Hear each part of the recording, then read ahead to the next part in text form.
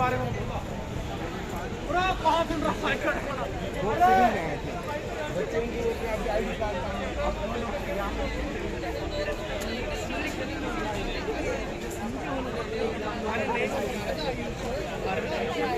खुद ही आ रहे हैं।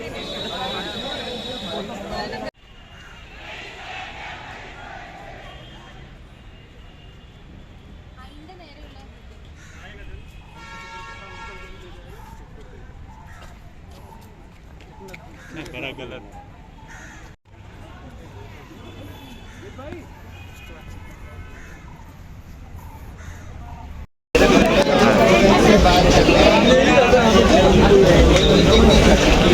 बात कर रहे हैं। कैंपस में एंट्री अलाउड है। कैंपस में स्टूडेंट्स आए हुए हैं, मैं स्टूडेंट से बस बात करने आया, कोई मीटिंग नहीं कर रहा। बाहर से क्या फर्क पड़ता है? अगर हम बाहर करेंगे तो वहाँ ट्रैफिक जाम हो जाएगा। यहाँ तो कोई ट्रैफिक जाम नहीं हो रहा है, तो इससे क्या प्रॉब्लम? प्रॉक्टर मैडम को ये अथॉरिटी थोड़ी है कि कौन आएगा कौन नहीं आएगा। सर आप बात समझिए ना, ये हम कोई मीटिंग नहीं कर रहे हैं, हम तो स्टूडेंट से सिर्फ बात कर रहे हैं।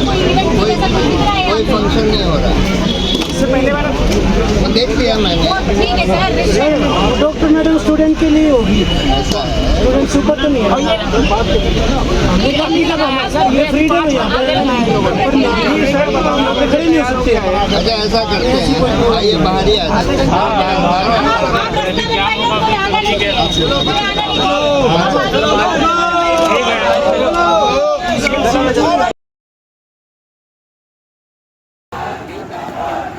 रुको रुको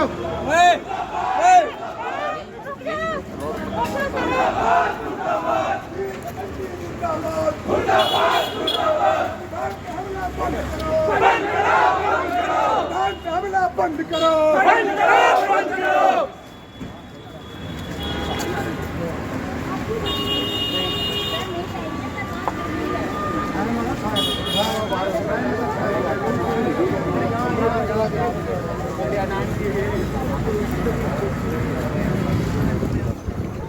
आज यहाँ कैंपस लॉ सेंटर में और बगैर वजह अभी 20 मिनट पहले, टॉक से 20 मिनट पहले उन्होंने वो चिपका दिया कि आपकी परमिशन कैंसिल करी जाती है।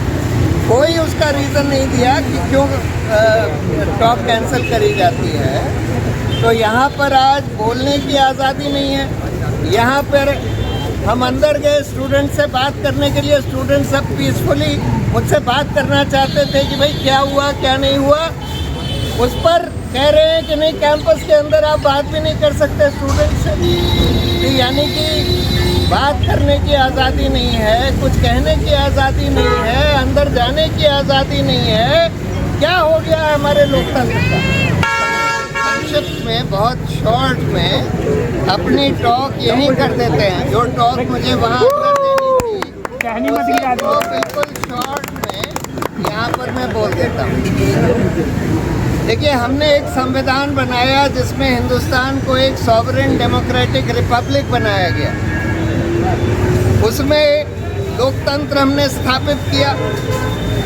उसमें हर नागरिक को कुछ मौलिक अधिकार दिए गए। 3 बड़े बड़े मौलिक अधिकार दिए गए। पहला आर्टिकल 14 का बराबरी का, दूसरा आर्टिकल 19 के सिविक राइट्स यानी बोलने की आज़ादी, अपनी बात कहने की आज़ादी, इधर उधर घूमने की आज़ादी, कोई भी प्रोफेशन प्रैक्टिस करने की आज़ादी। ये सारे मौलिक अधिकार हर नागरिक को दिए गए। उसके बाद धारा 21 में यानी जीने की आज़ादी, जिसको कि सुप्रीम कोर्ट ने उसका इंटरप्रिटेशन किया कि जीने की आज़ादी का मतलब है वो सारी न्यूनतम सुविधाएं आपके पास होनी चाहिए जो आपको डिग्निफाइड तरह से जीने के लिए ज़रूरत हो। जिसमें उन्होंने बोला right to food, right to water, right to education, right to health, right to shelter. ये सारे मौलिक अधिकार हमारे संविधान ने दिए हैं। इन मौलिक अधिकारों की रक्षा करने के लिए हमने एक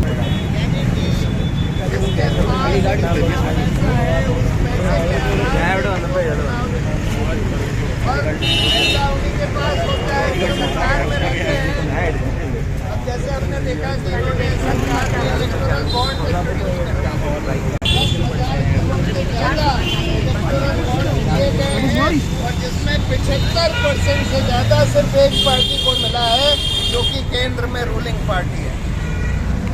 और उस पैसों के बल पर आप अपने को दिखा सकते हैं, एडवर्टाइज खूब कर सकते हैं, आप बड़ी बड़ी इलेक्शन रैलीज भी कर लेते हैं पैसा दे दे के, आप पेड इलेक्टोरल वर्कर्स एम्प्लॉय कर सकते हैं जो आपके पोस्टर्स बैनर्स लेकर घूमें और उसी से लोगों को दिखता है कि भाई क्योंकि हम लोगों के इलेक्शन सिस्टम में फर्स्ट पास द पोस्ट है, यानी कि जो जने को ज़्यादा वोट मिलती है बस वही एक इलेक्ट हो जाता है। बाकी लोगों को अगर कुल मिलाकर ज़्यादा वोट भी मिले तो उनकी वोट जो है काउंट नहीं होती, वो सब जीरो हो जाती है।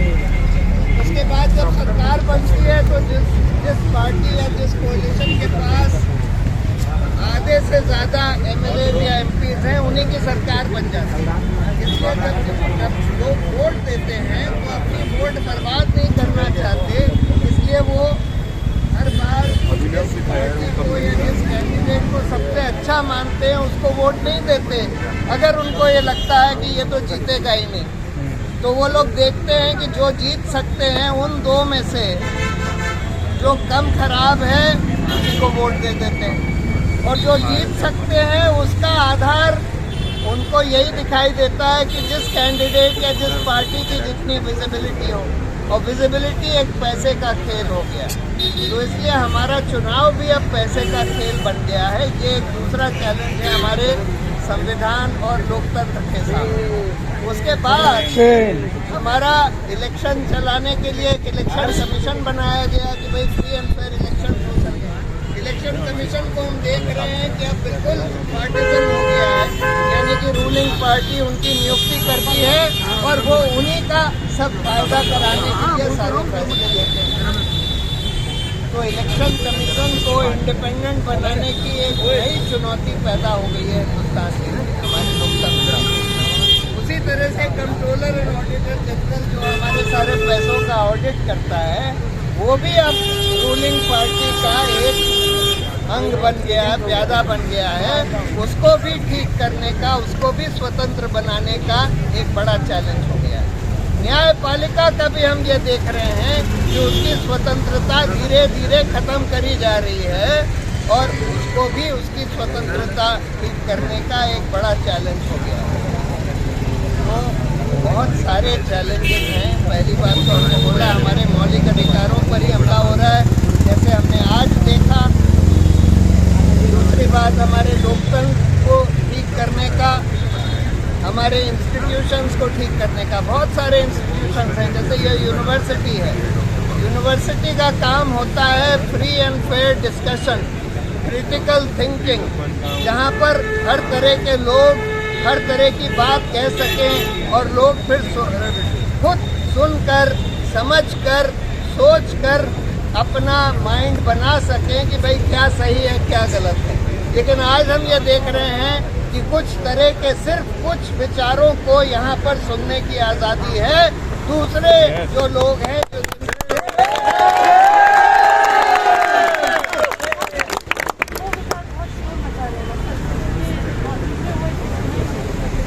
वही तो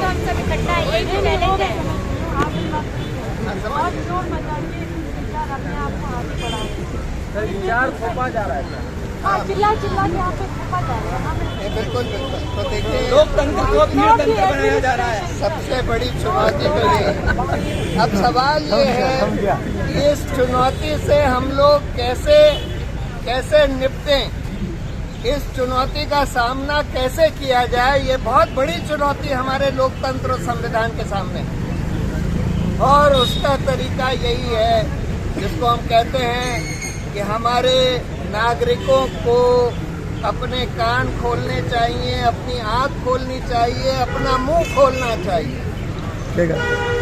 जितना भी कोशिश, जितना भी दमन सरकार और एडमिनिस्ट्रेशन करेगा अगर एक बार हमारे नागरिक उठ गए, खड़े हो गए अपनी बात कहने के लिए,